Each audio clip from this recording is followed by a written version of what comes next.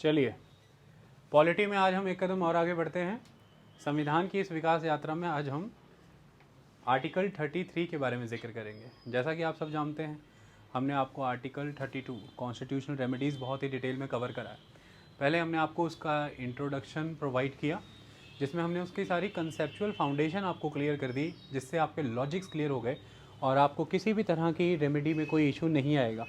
फिर हमने आपको उसकी रेमेडीज़ 1 बाय 1 कवर कराई। 5 तरह के रिट जुरिस्डिक्शंस हैं आर्टिकल 32 के तहत सुप्रीम कोर्ट के पास, आर्टिकल 226 के तहत हाई कोर्ट के पास। हमने आपके सामने उसे स्थापित किया और अब हम आर्टिकल 33 की ओर बढ़ रहे हैं। ये बहुत ही इंपॉर्टेंट आर्टिकल है, इसे कई बारी डिटेल में कवर नहीं किया जाता। हम कोशिश करेंगे आपको इसके अहम पहलू से तारुफ कराया जाए, ताकि जो डेवलपमेंट्स कंट्री में होती रही हैं अब पिछले कुछ सालों में, आपको समझ आएँ और आगे आकर के ये और भी बढ़ सकती है। आर्टिकल 33 ये कहता है कि article 33 related with the armed forces and fundamental rights. देखिए, आप सबके फंडामेंटल राइट्स हैं, पहले उनका जिक्र हुआ, बट अगर आप आर्म्ड फोर्सेज में हैं तो फंडामेंटल राइट्स का क्या रोल है, इस पर चर्चाएं होती रहती हैं। आपने पीछे देखा होगा कि कुछ फौजियों ने कुछ वीडियोस बना करके अपलोड किए थे। उसमें उन्होंने खाने की परिस्थिति के बारे में बताया, उसमें उन्होंने ये बताया कि उनसे कितनी ड्रिल कराई जाती है, कितनी एक्सरसाइज कराई जाती है, सीनियर्स उन्हें कैसे ट्रीट करते हैं, कई बार ह्यूमिलिएट भी करते हैं। ये चीज़ें हुई थी ना। अच्छा, फिर उसके बाद आपने एक चीज़ देखी होगी कि इन चीज़ों के बाद एक सोशल मीडिया पे डिबेट सी छिड़ गई थी कि क्या आर्मी में ऐसा होना चाहिए, जूनियर्स के साथ ऐसा ट्रीटमेंट होना चाहिए।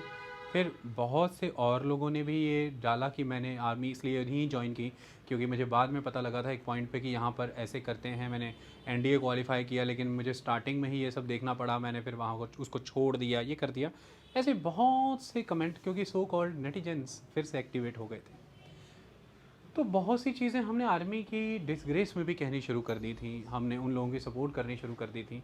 इससे एक स्कोप मिला कि एक ऐसी डिस्कशन शुरू हुई जिसके तहत अब आप इवेल्युएट कर रहे हैं कि आर्मी का स्ट्रक्चर कैसा होना चाहिए, आर्मी की स्ट्रक्चर कैसे डेवलप होनी चाहिए, आर्मी में हायरार्की का रोल क्या होना चाहिए, प्रोटोकॉल का रोल क्या होना चाहिए। इक्वलिटी क्या आर्मी में भी उसी सेंस में हो सकती है जैसे इक्वलिटी सिविलियन सिस्टम में लागू होती है।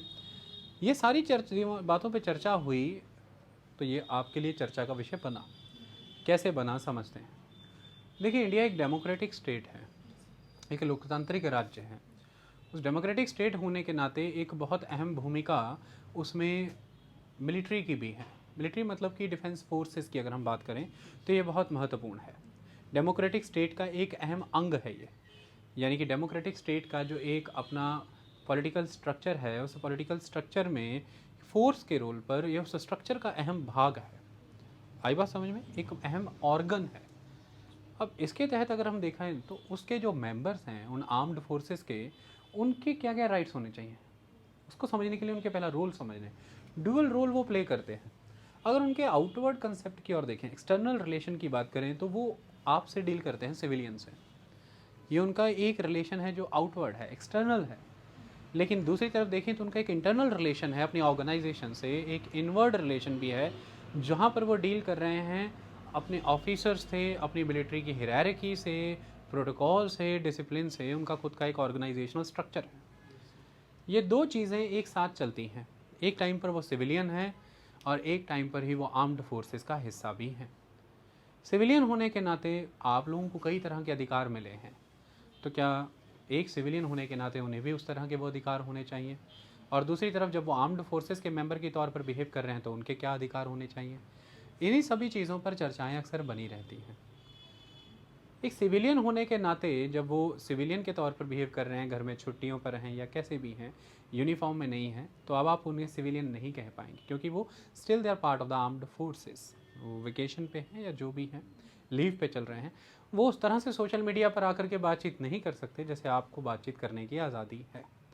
बातचीत का मतलब संदर्भ यहाँ पर यह है कि जिस संस्था में वो कार्य करते हैं, जिस तरह की जानकारियाँ उनके पास हैं, जिस तरह के वो किसी यूनिट, किसी ऑपरेशन का हिस्सा हैं, उन चीज़ों को उजागर नहीं कर सकते जैसे आप सब कर सकते हैं। या अपनी संस्था, अपने प्रोजेक्ट के बारे में उस तरह से वो अभिव्यक्तियाँ नहीं कर सकते जैसे आपको अधिकार होते हैं। ये सब क्यों होता है, ध्यान से समझिए। मैंने पहले ही बताया कि ये सब एक डेमोक्रेटिक स्टेट का हिस्सा है। स्टेट डेमोक्रेटिक है।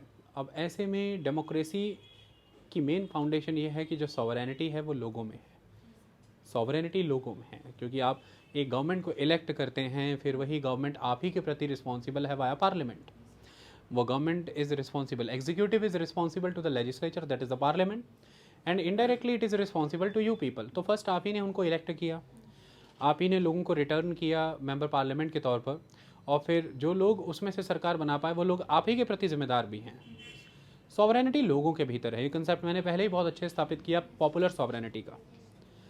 अब ऐसे में जब एक पॉपुलर सॉवरेन सिस्टम के तहत आपने एक डेमोक्रेटिकली इलेक्टेड गवर्नमेंट बनाई है, आपका स्टेट डेमोक्रेटिक है, तो इसमें ये चीज़ तो बहुत क्लियर है कि जनता को ये दिख रहा है कि शक्तियाँ ग्रहण की जा सकती हैं। सिस्टम ये है कि हमें एसोसिएशंस बनानी है, हमें पार्टी बनानी है, पार्टी बना करके चुनाव लड़ने हैं, चुनाव लड़ करके आगे आना है, और फिर हम पावर में हो सकते हैं, पावर कॉरिडोर में आ सकते हैं। ये बात समझ में आई?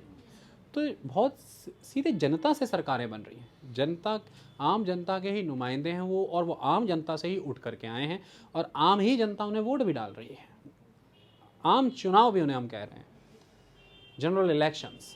आई बात समझ में? वो कोई ख़ास तरह के इलेक्टोरल कॉलेज के तरफ से लड़े इलेक्शन नहीं है, वो ख़ास तरह के किसी चुनाव नहीं है, वो आम चुनाव है, जनरल इलेक्शंस है। अगर वो राज्यसभा के होते, अगर वो लोकसभा, अगर वो प्रेसिडेंट के होते, वाइस प्रेसिडेंट के होते, वो आम चुनाव ना होते, दे आर आम चुनाव। अब इसमें फिर क्या हो सकता है? डेमोक्रेटिक स्टेट फ्रेजाइल भी होते हैं बहुत सी चीज़ों को लेकर के। क्यों फ्रेजाइल होते हैं? आपने बहुत सी आज़ादियाँ दी हैं अभिव्यक्ति की, आपने एसोसिएशंस बनाने की, ट्रेड यूनियंस बनाने की, डेमोन्स्ट्रेशंस करने की, प्रोटेस्ट करने की आज़ादियाँ दे रखी हैं।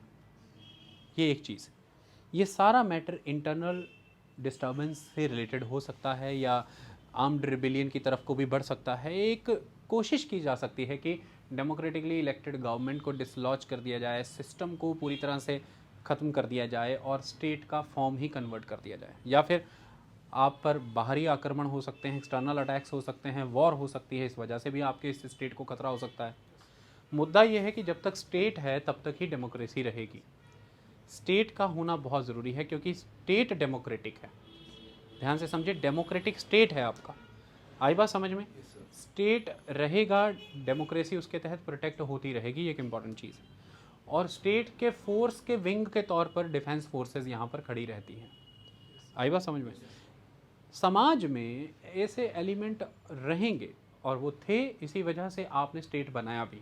इंडिविजुअल्स ग्रुप में आए, ग्रुप ने एसोसिएशन बनाई और सोसाइटी बनाई, और सोसाइटी ने आगे एक स्टेट फॉर्म किया। कारण भी ये था कि सोसाइटी ये जानती थी कि ऐसे एलिमेंट्स हैं जो सोसाइटी को ग्रो करने से रोक सकते हैं।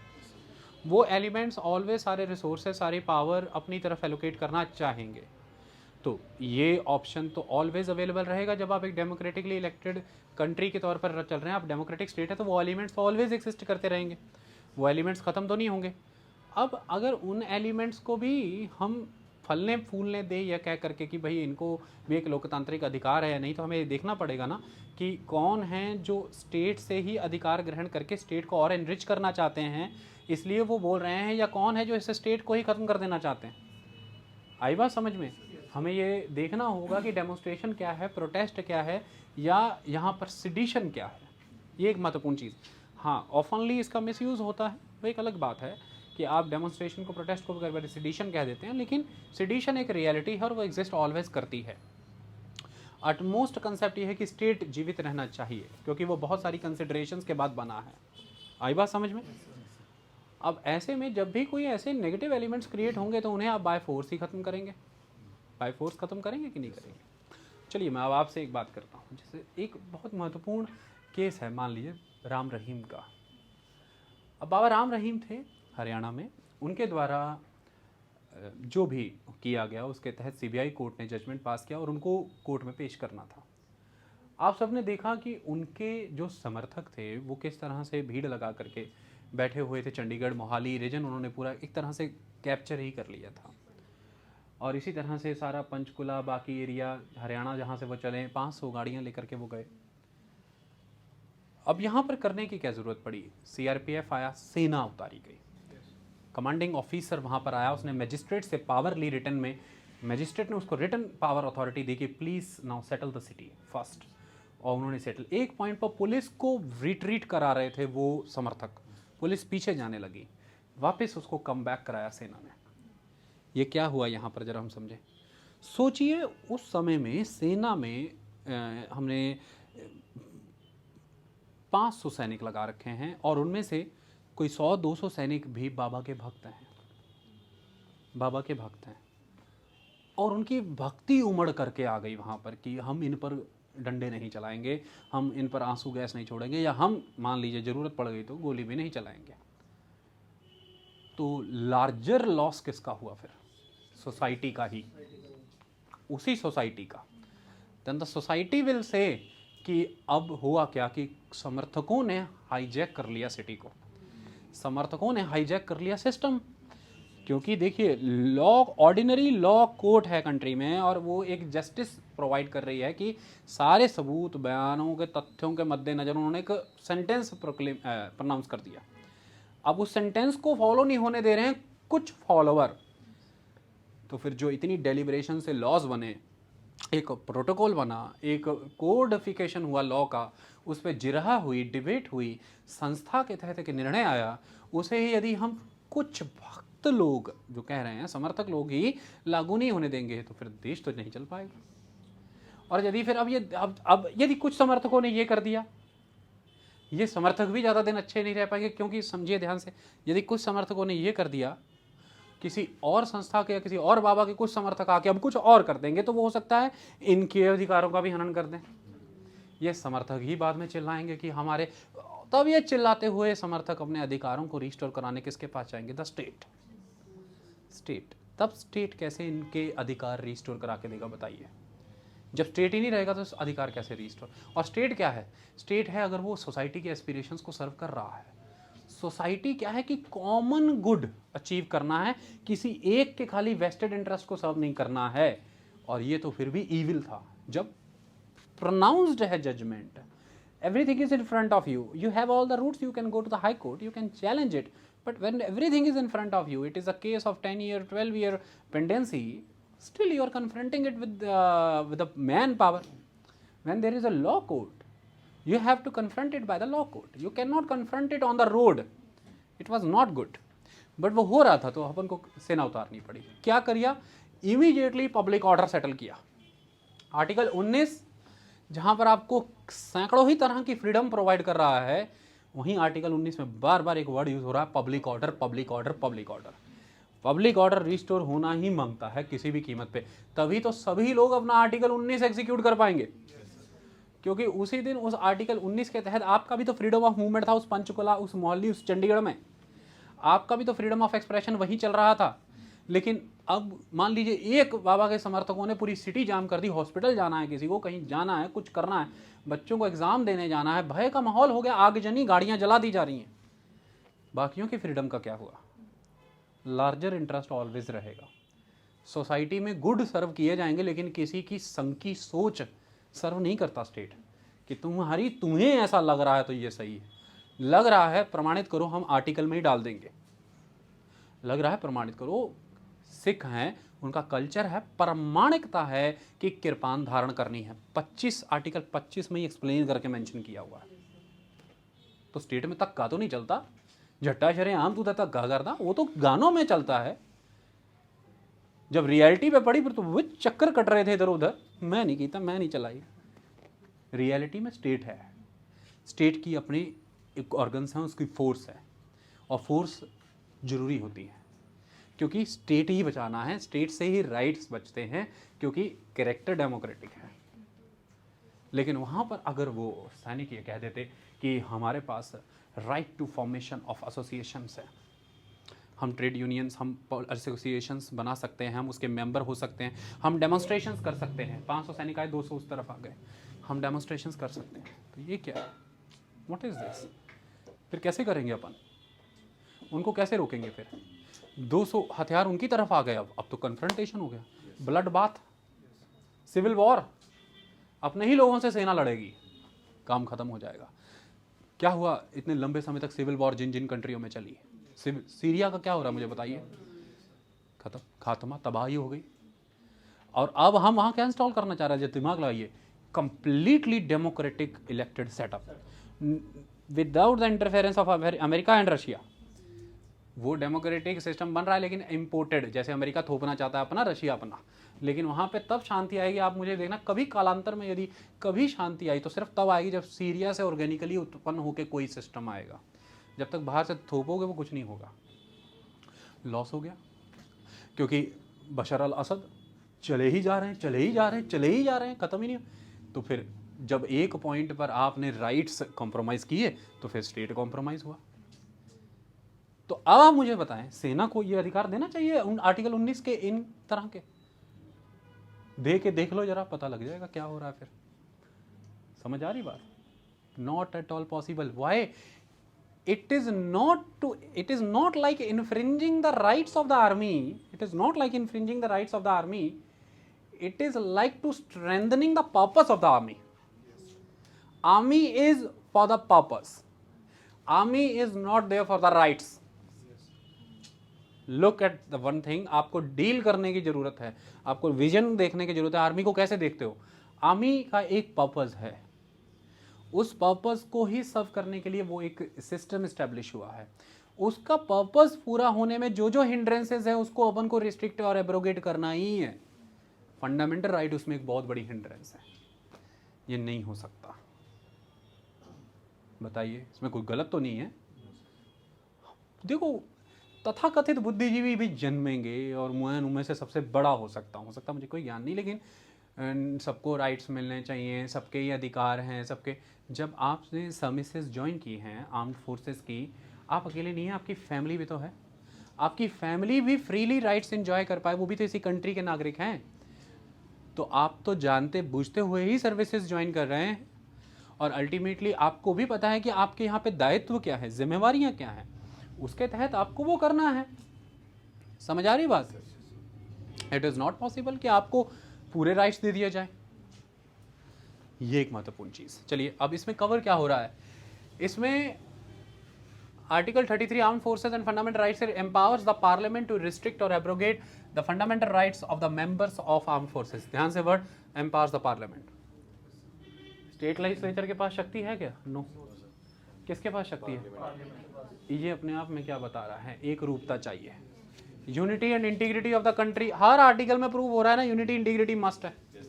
अपन एक सिंगल एक यूनिटरी सिस्टम में हैं, ये प्रूवन होता है आर्टिकल से, लेकिन हम फेडरलिज्म के साथ भी चल रहे हैं, लेकिन फिर भी यूनिटरी सिस्टम इज इम्पॉर्टेंट, वो यहाँ से प्रमाणित होता है।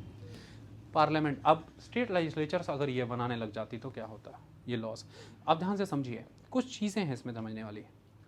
इसमें कौन कौन आ रहा है? आर्म्ड फोर्सेज आ रही हैं, पैरामिलिट्री फोर्सेज आ रही हैं, पुलिस फोर्सेज भी आ रही हैं। पैरामिलिट्री में CRPF और बाकी सारी हो जाएंगी, पुलिस फोर्सेज भी इसमें आ रही हैं, एनालॉगस सर्विसेज भी आ रही हैं। तो इसमें खुफिया एजेंसियाँ, इसमें हर वो फोर्स है। सुनिए कौन कौन सी फोर्स है। हर वो फोर्स है जिसको जिम्मेदारी है पब्लिक ऑर्डर मेंटेन करने की। इसमें वो हर फोर्स है जिसके ऊपर जिम्मेदारी है पब्लिक प्रॉपर्टी को मेंटेन करना, प्रोटेक्ट करने की। इसके अंदर हर वो फोर्स आ रही है जिसके ऊपर जिम्मेवारी है कंट्री के डिफेंस की, बॉर्डर सिक्योरिटी की, यूनिटी को मेंटेन रखने की। इसमें हर वो फोर्स आ रही है जिसके ऊपर जिम्मेवारी है सेनाओं के टेलीकम्युनिकेशन नेटवर्क को मेंटेन रखने की, हर चीज़ को इंटैक्ट रखने की। इस तरह से अब आप समझ जाएंगे इसमें कौन कौन सी फोर्स आ रही है। हर तरह से, चाहे वो पब्लिक ऑर्डर मेंटेन करने की बात हो, चाहे वो प्रॉपर्टी पब्लिक मेंटेन करने की, प्रोटेक्ट करने की बात हो, चाहे वो आपको डिफेंस बॉर्डर्स प्रोटेक्ट करने की बात हो, सिक्योरिटी प्रोवाइड, सेफ्टी प्रोवाइड करने की बात हो, चाहे कम्युनिकेशन नेटवर्क्स इन सब को प्रोटेक्ट सेव करने की बात हो, ये सब इसके तहत आ रहे हैं। चाहे वो सारा खुफिया तंत्र है, इंटेलिजेंस सर्विसेज चाहे कि जिन्हें हम ब्यूरो सर्विसेज कहते हैं, वो सारी इसमें आ रही हैं। अब इंटेलिजेंस ब्यूरो में मान लीजिए आप रॉ में चले गए, रिसर्च एंड एनालिसिस विंग। आपने फिल्मों में देखा होगा वो खुफिया ही रहते हैं, चाहे वो सलमान खान था टाइगर की फॉर्म में, है ना। अब वो परिवार से नहीं मिल रहा, मतलब अब वो कहे, आपने चाहे बेबी मूवी भी देखी होगी उसमें अक्षय कुमार, अब वो कहे भी ऐसी तो गुमनाम ज़िंदगी मैं नहीं देना चाहता, मेरा तो बहुत दिल करता मैं इंस्टाग्राम पे अपनी प्रोफाइल बना करके रोज़ डालूं कि मैं जा रहा हूँ ऑपरेशन कोबरा करने, और मैं अब मतलब हीरोगिरी तो झाड़ने का मन सबका करता है। जैसे जितनी तेज़ी से दौर बदल रहा है, वो तो सबका मन करता है कि बस कुछ दिखाएं आज, हमने वीडियो शूट कर लिया कि मैं जब ऑपरेशन करने साथ वाले की ड्यूटी लगा दी तो वीडियो शूट कर ली उसका, जब मैं ऑपरेशन करूँगा एंटर हुए थर वीडियो शूट करके डाल दिया, जैसे जिम करते हुए वीडियो डाल रहे हैं। ये नेशन की सेफ्टी सिक्योरिटी के लिए ठीक है कि आप कैसे ऑपरेशन कर। International organisations will pose you many questions that what are you doing. In fact, most of the operations are the covert operations. Covert operations. What is the purpose of covert operation then? If you are saying that I am having fundamental rights, मुझे तो freedom of speech चाहिए, मैं डालना, मैं post डालूंगा लंबा सा आज इंस्टाग्राम पे, डाल लो फिर फेसबुक पे इंस्टाग्राम पे पोस्ट और कर लो covert operation. It is not, वो इसी बात पे टन गया है कि मुझे अपनी आइडेंटिटी नहीं छुपानी अपने घर वालों से, मुझे उन्हें बताना, उन्हें भी गर्व महसूस करना है कि मैं कौन हूँ, मैं 20 साल से क्या कर रहा हूँ, मुझे क्यों झूठ बोलूँ कि मैं ये इस काम में लगा हुआ हूँ, मुझे पता ना है कि मैं इस काम में हूँ। तो क्या ये नेशन की सेफ्टी सिक्योरिटी से कॉम्प्रोमाइज़ नहीं है? It is the biggest compromise with the. और अगर नेशन की सेफ्टी सिक्योरिटी नहीं है, 2 मिनट के लिए सोचो, नेशन की सेफ्टी सिक्योरिटी नहीं है तो फिर ये फोर्सेस भी नहीं है। नेशन की सेफ्टी सिक्योरिटी नहीं है, हम सब भी नहीं है। नेशन की सेफ्टी सिक्योरिटी नहीं है तो वो कोर्ट्स भी नहीं है जिनसे आप रिट पिटीशन लगा के अपने फंडामेंटल राइट रिस्टोर कराते हो। जब वो कोर्ट्स, वो मतलब जब स्टेट ही नहीं है तो क्या है फिर, किसको दुहाई करोगे? सबसे पहले चैप्टर था यूनियन एंड इट्स टेरिटरी, फिर चैप्टर था सिटीजन, फिर चैप्टर था फंडामेंटल राइट।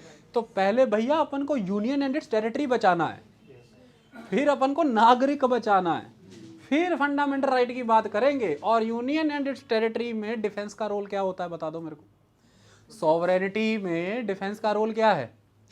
जब जब हमने देखा, चाहे वो डोकलाम का इशू हो, चाहे कोई भी रीजन की हम बात करें, इंडो चाइना डिस्प्यूट में, इंडो पाकिस्तान डिस्प्यूट में, वर्ड कौन सा 24 घंटे टीवी में घूमता है? सेना, सेना, सेना। देश की संप्रभुता और सेना एक साथ चल रहे हैं। देश की संप्रभुता को कोई आंच ना आए, भारत ने खरीदे इतने रफाल, देश की संप्रभुता बनी रहे, अक्षुण्ण रहे, भारत ने डिप्लॉय किए इतने सैनिक, भारत ने यह पृथ्वी मिसाइल बना ली, इससे अब संप्रभुता, एकता, अखंडता और प्रबल हो जाएगी। ये क्या हो रहा है? Defence equipment, defence forces, military empowerment, और इधर से बढ़ क्या रही है प्रोपोर्शन में संप्रभुता। Why? It is related with the union and its territory. तो फिर उसके लिए तो पहला चैप्टर तो वो है, तो पहले महत्व तो कॉन्स्टिट्यूशन मेकर ने खुद ही दे दिया पार्ट 1 को, फिर पार्ट 2 है और फिर पार्ट 3 है। समझ आई बात? तो जब भी कभी बात आ जाएगी नागरिक बचाना है कि अधिकार बचाने हैं, तो नागरिक पहले बचेगा। इसलिए अब इसमें भी एक चीज़ देखिए, कुछ नेता बड़े चालूपंथी आ जाते हैं और नागरिक बचाने के नाम पे नागरिक मारते हैं। देखिए इमरजेंसी आपने नाम दे रहे हैं, देश बचाना है, पूछा क्या बचाना है, कहते यूनियन एंड टेरिटरी बचानी है। 1975 में ऐसी बातें हुई होंगी काल्पनिक। क्या बचाना है? कहते यूनियन एंड टेरिटरी बचानी है। कहते क्यों बचानी? कहते नागरिक बचाने हैं। और कहते क्या कर रहे हो आप? कहते नागरिक बचाना है। कहते फिर क्या किया? कहते आर्टिकल 2021 सब खत्म कर रहे हैं, कोर्ट जाने की भी इसको परमिशन नहीं है। और कहते आर्टिकल 21 क्या कहता था? कहते right to life and liberty by the, तब तक आप नहीं ले सकते जब तक प्रोसीजर एस्टेब्लिश बाय लॉ नहीं। कहते आपने क्या किया? कहते खंडित कर, हमने उसको खत्म कर दिया, कोई कोर्ट भी नहीं जा सकता। तो कहते आपने नागरिक बचाए फिर? कहते नहीं। कहते नहीं, फिर नागरिक बचाने के लिए ये आर्टिकल बचाना जरूरी है। अब आपको पता लगा इमरजेंसी के समय में उस आर्टिकल को क्यों बचाते हैं अपन, आर्टिकल 20-21 को क्यों प्रोटेक्ट करते हैं? क्योंकि चैप्टर 2 में नागरिक बचाना है।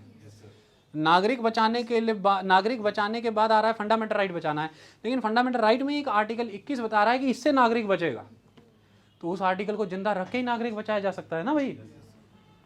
लॉजिकली तो यही बनता है ना। लेकिन सबसे बड़ी बात कि नागरिक, उसी नागरिक को बचाने के लिए देखिए उसी के मौलिक अधिकार ले लिए नेशनल इमरजेंसी के दौरान। तो ये तो होता ही है। अब आप कहें कि ये नहीं होता तो आपके साथ भी होता है। तो जिनको नागरिक बचाने हैं, जिनको टेरिटरियां बचानी है, तो उनके फंडामेंटल राइट फिर सदाबहार ही ले लिए जाते हैं, काफ़ी हद तक ले लिए जाते हैं, और ये जरूरी भी है। एसोसिएशन बना ली। अब ये सब ना अंग्रेजों के समय में हुआ है, तभी तो वहाँ से शिक्षा ले लेकर के ये आई हैं पावर्स। फंडामेंटल राइट अब देखो वो तो देते ही नहीं थे, वो देते ही नहीं थे, लेकिन हमने दिए। और जब हमने दिए तो हमने कुछ विचार भी किए कि यार वो वाली गेम अगर हो गई, अवध के सैनिकों में अगर आपस में सेटिंग हो गई सारी और 1857 का विद्रोह हो गया तो क्या करेंगे फिर? कहते हैं इसको तो रोकना पड़ेगा भाई, ये नहीं हो सकता, दिस इज़ नॉट अलाउड। फिर दूसरी बात वो कह रहे हैं कि अगर जैसे हो रहा था पंजाब और बाकी के क्षेत्रों में कि भाई गोलियां चलाने से ही सैनिक मना कर रहे हैं कि भाई ये हमारे साथ के प्रोटेस्टर हैं, इन पे नहीं चलाएंगे हम। और क्या हुआ था, आज़ाद हिंद फौज का ट्रायल जब चल रहा था, 1945-46 में मेन गेम क्या बन गई थी, अंग्रेजों को भागना क्यों पड़ा, सेनाएं डिफेक्ट होने लगी थी, एडमिनिस्ट्रेटिव ऑफिसर डिफेक्ट होने लगे, तब उनको क्लियर हो गया, कहते गए जिनके दम पे बेटा 200 साल शासन किया है, आज वो डिफेक्ट होने लगे हैं, उनके फेवर में जिनका ट्रायल चल रहा है, अब अपन गए। अंग्रेजों के जाने का मुख्य कारण आज़ाद हिंद फौज के चले हुए वो ट्रायल के दौरान ब्रिटिशर्स के बेड रॉक सिस्टम का हिलना, एडमिनिस्ट्रेशन और डिफेंस सिस्टम का उस तरफ, यानी कि जब क्रांति की लहर, जब रेवोल्यूशन की लहर, फ्रीडम स्ट्रगल सेनाओं में घुसी है, तब अंग्रेज खत्म हुए हैं। और जब उन्होंने मना किया कि नहीं चलाएंगे, गोली नहीं चलाएंगे, जब इन्फेंट्री ने रिवॉल्ट किए, जब नेवी ने वहाँ पर रिवॉल्ट किए, आपने सारी पढ़ी RIN म्यूटनी सब कुछ, तब अंग्रेज गए, कहते अब हो गया काम तमाम, बस अब तो ख़त्म है। तो मुद्दा ये है कि ये सब तब तो फंडामेंटल राइट ही नहीं थे। आज जब हमने मॉडर्न स्टेट में, इंडिया में फंडामेंटल राइट दिए, तब वो औपनिवेशिक शासन था, तब वो कॉलोनियलिस्ट स्टेट था, वो बाहर के थे, वो हमने इलेक्ट नहीं किए थे, वो गवर्नमेंट हमारी नहीं थी, इंडिया तब स्टेट भी नहीं था क्योंकि सॉवरेनिटी नहीं थी। लेकिन आज तो सरकारें आपने चुनी है, आज तो डेमोक्रेटिकली इलेक्टेड गवर्नमेंट है। लेकिन तो आप मुझे अभी एक सवाल का जवाब दें, आज आप ऐसे इवेंट होते देखना चाहेंगे कि नेवी रिवॉल्ट कर रही है, आर्मी, आपने सुना आर्मी रिवॉल्ट कर रही, बैठे बैठे घर के बेडरूम में आपका कॉन्फिडेंस लूज हो जाएगा कि हमारी आर्मी ने हमारी सरकार के खिलाफ रिवॉल्ट कर दिया, गए। ये कहाँ होता है? पाकिस्तान। और आपने फिर देखा वहाँ क्या होता है, तो फिर वहीं पर फिर वही होता है। आई बात समझ में? तो ये तो नहीं होना चाहिए, आप भी नहीं चाहोगे कि ये हो, क्योंकि स्टेट की कंटिन्यूटी इसी से ही बनी रहती है। सिविलियन एट द एंड, नागरिक देश के इसी से बचे रहते हैं। तो आप ना उन्हें एसोसिएशंस बनाने देते हैं, ना फ्रीडम ऑफ स्पीच दे रहे हैं, ना ट्रेड यूनियन, ना पॉलिटिकल एसोसिएशन, ना उन्हें प्रेस से कम्युनिकेट करने दे रहे हैं। कभी भी आप देखें, जब भी आप देखेंगे डिफेंस की प्रेस मीट्स चुनी हुई और रेयरेस्ट ऑफ द रेयर होती हैं पूरे साल में, बहुत रेयरेस्ट। अभी तक आप देखें तो बहुत देर से जाकर के बालाकोट या बाकी चीज़ों के बारे में क्लैरिटी देते हैं वो, चुप करके अपना गेम, क्योंकि उनकी कम्युनिकेशन प्रेस से रिस्ट्रिक्ट की हुई है। और बहुत ज़्यादा, कभी अगर श्रीनगर से कोई खबर चल भी रही है तो आप देखेंगे कि एनोनिमिटी के बेसिस पे कि वहाँ पर अपॉइंटेड एक पर्सन ने हमें ये बताया। बहुत रेयर होता है, सिर्फ और सिर्फ किसी कर्नल, किसी लेफ्टिनेंट की आप इंटरव्यू बाइट देखेंगे ऑन साइट, जब वो ये बता रहा है कि जो नए जैकेट्स हमें मिली हैं सियाचिन में, या हमें जो नए ग्लेयर्स मिले हैं, जो नए हमें टेंट मिले हैं, ये कितने उपयोगी हैं। इसके ज़्यादा जब भी आप उससे पूछते हैं, वो कहता है कि नहीं, ये मेरे एरिया में, मतलब मेरे अधिकार क्षेत्र में नहीं, अब इस पर बोलना। कभी कुछ ऐसी स्टोरीज कवर होती हैं उनके बंकर्स, तो आप कभी भी देखें बंकर्स जो कि अबेंडन हो चुके हैं, जो आतंकवादियों के बंकर डिस्ट्रॉय किए, वो दिखाए जाएंगे, लेकिन सेना की प्रिपेयर्डनेस नहीं दिखाई जाती कि सेना ने कैसे बंकर, अगर वही दिखा दिए तो हो गया काम। सेना ने सियाचिन में इस फलानी जगह पे ये बंकर बनाया है, चलो वहाँ से मोर्टार मारो, ख़त्म हो गया बंकर। मैं आपसे पूछता हूँ, आपने इतनी मेहनत करके तैयारियाँ की और आप परोस दें उन्हें, वाया कम्युनिकेशन उन्हें दे दें। आपने आज़ादी दी है, आपकी क्या तैयारी है? हमारे पास इतनी यहाँ पर ब्रिगेड है जी, मेरे पास इतने सैनिक हैं, मेरे पास इतना एमिनेशन है, मैं 2 दिन तक यहाँ पर टिक सकता हूँ। और चलो जी, उन्होंने प्लान कर लिया, फलाना लेफ्टिनेंट कमांड में है, उसकी ब्रिगेड ये है, उसके पास एमिनेशन है, करो इधर से धावा बोलो।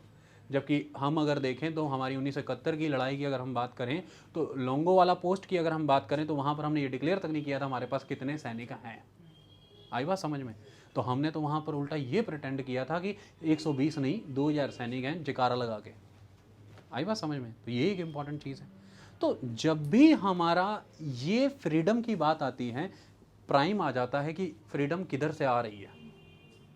फ्रीडम कॉन्स्टिट्यूशन से आ रही है। कॉन्स्टिट्यूशन क्या है? एक कम्युनिकेशन का चैनल है, स्टेट कम्युनिकेट कर रहा है गवर्नमेंट को, तो कम्युनिकेशन का जन्म स्टेट से ही हो रहा है। तो स्टेट है तो सब है, तो स्टेट ही नहीं है तो फिर कॉन्स्टिट्यूशन नहीं है तो फिर राइट भी फ्लो नहीं करेंगे, और राइट ही नहीं फ्लो करेंगे तो फिर क्या करोगे आप? आई बात समझ में? तो इस पर रोक होनी चाहिए कि नहीं? इंटेलिजेंस गैदरिंग्स वो कर रहे हैं, उसे जनता में शेयर कर रहे हैं। हमें 4 दिन से कुछ केबल्स रिसीव हो रही थी, हमने बॉर्डर पार से आती हुई ये बातचीत आज हम मीडिया के सामने से रखना चाहते हैं। कांग्रेस बीजेपी जब भी ओपोजिशन वालों को कुछ भी मिलता है, एकदम से प्रेस रिलीज करके सारा जनता में नहीं रखते हैं कि ये देखिए हमें ये मिला है, हम आपके बीच। आर्मी ने कभी ऐसा कुछ रखा आपके लिए? हम रख रहे हैं। कितने सवाल उन पे उठाए गए कि भाई जो RDX ब्लास्ट हुआ, आप सेना लेकर आप सड़क मार्ग से क्यों जा रहे थे, आपने इंस्पेक्शन क्यों नहीं की थी, आपने सिक्योरिटी चेक्स क्यों नहीं लिए थे, ये वो। सेना की प्रेस कॉन्फ्रेंसेस देखी आपने? चुप थे, डिफेंस मिनिस्टर जरूर बोल रहे थे और उन्होंने भी 2 ही लाइनें कहते, सारी तैयारियां चाक चौबंद थी, जैसे सेना जैसे ऑपरेशन कंडक्ट करती है, सेना ने मूवमेंट वैसे ही लिया था, इसमें कोई वेगनेस नहीं थी, बस ठीक है वो हुआ है, एक अप्रिय घटना है, हम उसका जवाब देंगे, लेकिन ज़्यादा डिटेलिंग तो नहीं दी आपको। ये तो आप हैं जो न्यूज़ रिपोर्टर के तौर पे सेना इन दिनों में मूव करती, सेना इन महीनों में मूव करती, सेना इस टुकड़ियों में अमूमन पहले ये वाली गाड़ी जाती है, उसके बाद ये वाली गाड़ी, सेना तो नहीं बोल रही, सेना तो चुपचाप है, क्योंकि ये ज़रूरी है। इवन आप ट्रेनिंग्स कहाँ कर रहे हैं, आपके ट्रेनिंग सेंटर्स क्या हैं, सब सीक्रेट काम चलता है कि हो क्या रहा है, किधर चल रहा है, समझ आई, ये सब ज़रूरी है। अब वहाँ पर आपके सीनियर्स आपको जूनियर्स को क्या कह रहे हैं, वहाँ पर हम उनके कमांड्स को ही डिफाई कर रहे हैं, मैं ये काम नहीं करूँगा। वहाँ पे वो पूछ रहा है आपको मुझसे इज्जत से बात करनी है, आप मुझसे बात कैसे कर रहे हैं, मैं भी आप ही की तरह देश का समान नागरिक हूँ, हम दोनों इक्वल हैं। नहीं, इक्वल कैसे हैं, वहाँ पे रैंक है, वहाँ पे एक ऑर्डर है पूरा का पूरा, आप ऐसा नहीं कर सकते। आपको कैसा खाना दिया जा रहा है, आप कैसी मैस में हैं, आपको कितने इंजेक्शंस लगाए जा रहे हैं, आपको कैसे ट्रीटमेंट दी, अब ये वहाँ का सिस्टम है, बस आपको उसके अंदर रहना है। आई बात समझ में? इसी के तहत हम ये रिस्ट्रिक्शंस लगाते हैं, यही तर्क है हमारा कि वो डिसिप्लिन मेंटेन कर सकें, वो अपनी ड्यूटीज़ पूरी रिस्पॉन्सिबिलिटी से निभा सकें। क्योंकि मैंने अभी कहा, सेना को अधिकारों से नहीं, सेना को पर्पस से देखिए, सेना पर्पस से होती है। आई बात समझ में? और सेना जब कह रहा हूँ तो सारे ही आ रहे हैं, उसमें कोई भी एक नहीं है। चुनाव लड़वाने की बात है, चुनाव हो रहे हैं और उसमें देखते हैं आप ड्यूटी सीआरपीएफ की लगती है, और सीआरपीएफ की पॉलिटिकल इंक्लिनेशन नज़र आ रही है।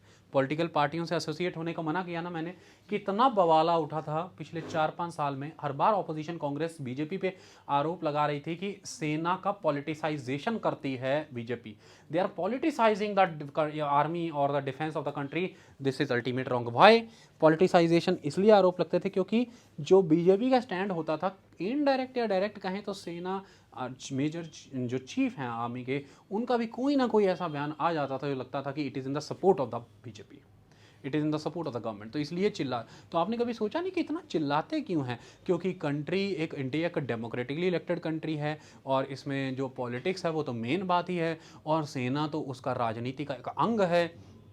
सेना राजनीति का कम, राज्य का अंग अधिक है। सेना राज्य का अंग है, ये बात याद रखना। स्टेट एंड पॉलिटिक्स में अंतर होता है। सेना is a kind of a part of the structure of the state. Sena is not the part of the politics. Politics is that how to manage the state. But Sena is a part of the state. तो सेना को political associations नहीं बनानी उसके अंदर लोगों को, उनको जा करके नहीं मिलना है किसी पार्टी से। तो पार्टी एजेंडे फुलफिल कर रही है सेना। क्या ये हो सकता है? क्या ये होना चाहिए? नॉट एट ऑल पॉसिबल, हो भी नहीं सकता, ये होना भी नहीं चाहिए। लेकिन अगर ये होता है तो गलत है। तो एक ट्रेंड अब आपने देखा होगा कि आर्मी जनरल रिटायर हो रहे हैं और फिर पार्टीज ज्वाइन हो रही हैं और फिर पोर्टफोलियोज मिल रहे हैं। It can somewhere create problem in the coming future, you will see that. आई बात समझ में? तो ये है कि बीजेपी पे आपने देखा हमेशा ये आरोप हैं कि ये जो हाई लेवल पे बैठे हैं हायरार्की में, उनको पोलराइज कर रही है। जैसे कि अगर हम अभी भी जो हमारे चीफ ऑफ डिफेंस स्टाफ की बात करें, जो भी ऐसे आरोप बीजेपी पे लगे रहते हैं कि ये सर्विसेज एक्सटेंड कर दी गई उनकी, इस तरह से पाकिस्तान में भी लगती हैं कि बाजवा की सर्विसेज बढ़ा दी गई इमरान खान के द्वारा, इस तरह के आरोप मीडिया और अपोजिशन लगाता रहता है। कारण ये कि अपन चाहते हैं कि पॉलिटिसाइजेशन ना हो जाए, क्योंकि ऐसा होगा कल को तो फिर नुकसान होगा। क्योंकि फिर हो सकता है, क्योंकि सेना एक बहुत बड़ा अंग है और सेना को बहुत से अधिकार दिए हैं। जब अभी आर्टिकल 34 पढ़ाऊँगा तो आपके दिमाग हिल जाएंगे सुन के कि क्या क्या अधिकार दिए हैं। तो ऐसे में सेना अगर पॉलिटिसाइज हो जाती है तो समझ लीजिए ओपोजिशन पार्टियों का तो हो गया, वनडटा पॉलिटिक्स चरम पे होगी। और अगर ओपोजिशन पार्टियों का काम हो गया, लोकतंत्र का काम हो गया। क्योंकि लोकतंत्र तो चलता ही बाय डिसेंट है, उसमें विरोध तो करना ही करना है, आवाज़ तो उठानी है आपकी कारगुजारी को। और अगर सेना का डर पड़ गया अगर, तो फिर तो काम हो गया, दिस इज़ नॉट गुड। तो फिर स्टेट फिर भी ख़त्म हो जाएगा। इनमें से कुछ भी करोगे तो स्टेट पे आँच है। तो इसी के तहत पार्लियामेंट को भी फिर अलाउ है कि पार्लियामेंट जब लॉ बना रही है तो वो लॉ के तहत वो ये कह देगी कि जो लॉज हैं वो कोर्ट मार्शल के एक्शन को भी रिट पिटीशन के जुरिस्डिक्शन से बाहर करते हैं। यानी कि आर्टिकल 32, आर्टिकल 226 के तहत आप कोर्ट मार्शल के अगेंस्ट अगर जाते हैं ये कह करके कि मेरा को फंडामेंटल राइट इन्फ्रिंज हुआ है, ये नहीं होगा। समझ आ गई बात? ये एक इंपॉर्टेंट चीज़ है। अदर कोई राइट्स अगर आपके हार्म हो रहे हैं, you can go, but if you are going in context of the fundamental rights, वो नहीं होगा, क्योंकि ये इसी को लेकर के फिर बवाल पड़ा रहता है। अब आप कहें तो मतलब सारे सेना के अफसर, सारे सैनिक इस चीज़ को बड़ा अच्छे से लेते हैं, मानते हैं। नहीं, आवाज़ें उठी हैं, और वो आवाज़ें इस तरह से उठी हैं। सेना के मान लीजिए कि 4 से 5 सेना का एक विंग है, कोई इंजीनियरिंग डिपार्टमेंट सर्विसेज हैं, और उसे आपने आर्म फोर्सेस के एम्बिट में ले लिया लॉ पास करके। छुट्टी पे गए थे, उनमें से 2 बंदे छुट्टी वाले दिन से 1 दिन लेट हो गए वापस रिपोर्ट करने में, जैसा अमूमन बाकी सरकारी नौकरी में होता है। छुट्टी पे गए हैं, बढ़ा लेंगे, सिक लीव दे देंगे और कर देंगे, कहते फंस गए थे, ट्रक नहीं चल रहे थे, ट्रांसपोर्ट नहीं चल रहा, लेकिन वो 1 दिन लेट आए। अब जब वो लेट आए तो क्या किया गया, कोर्ट मार्शल चलाया गया और उन्हें सर्विसेज से डिसमिस कर दिया। उन्होंने कहा ये क्या हुआ भाई, ये कैसे कर दिया, हमें डिसमिस ही कर दिया सर्विस से। उन्होंने रिट लगा दिया आर्टिकल 32 के तहत सुप्रीम कोर्ट में कि ये कोर्ट मार्शल तो अनड्यू है, जितना गुनाह नहीं था उससे कहीं ज़्यादा सजा दे दी, हमें तो डिसमिस ही करके रख दिया इन्होंने। आर्टिकल 32 के तहत जब भी आप जाते हैं, और क्रिटिक्स ये कहते हैं कि वहाँ पे सुप्रीम कोर्ट और हाई कोर्ट बहुत अदब से कह देते हैं, article 33 we can't do, article 33 है, हम कुछ नहीं कर सकते। आप आर्टिकल 33 के तहत प्रताड़ित हुए हैं और हमारा ज्यूरिसडिक्शन वहाँ नहीं, जबकि ज्यूरिसडिक्शन है। आप सुन सकते हैं कि किस अनुपात में आपको कोर्ट मार्शल हुआ है, आप उसके अनुपात को करेक्ट कर सकते हैं। आई बात समझ में? इस चीज़ को समझिए कि आपको कितने प्रोपोर्शन में कोर्ट मार्शल में पनिशमेंट मिला है, कितने नहीं। उसका एक कारण बताता हूँ। आर्टिकल 136(2) के तहत और आर्टिकल 227 के तहत एपेलेट ज्यूरिसडिक्शन अलाउड नहीं है सुप्रीम कोर्ट को और हाई कोर्ट को इन context of military tribunals. Military tribunal establish किए गए for the purpose of military law. उस केस में अगर वहाँ से कोई आपको जजमेंट